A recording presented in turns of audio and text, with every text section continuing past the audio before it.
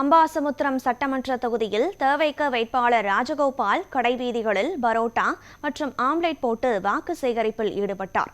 திருநெல்வேலி மாவட்டம் அம்பாசமுத்திரம் தொகுதியில் தமிழக வெற்றிக் கழகத்தின் சார்பில் ராஜகோபால் வேட்பாளராக களமிறங்கியுள்ளார். தீவிர வாக்கு சேகரிப்பில் ஈடுபட்டு வரும் அவர் விக்கிரமசிங்கபுரம் நகராட்சிக்குட்பட்ட பல்வேறு பகுதிகளில் வாக்குகளை சேகரித்தார். மேலும் ஒருமுறை தங்களுக்கு வாய்ப்பு கொடுங்கள் என்று வாக்காளர்களை வேண்டி கேட்டுக் கொண்டார்.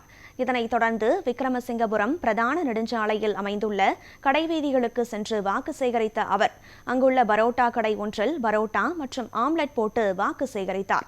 அதன்பின் கடையில் உணவருந்திக் கொண்டிருந்தவர்களிடம் விசில் சின்னத்திற்கு வாக்களிக்குமாறு கேட்டுக் கொண்டார்.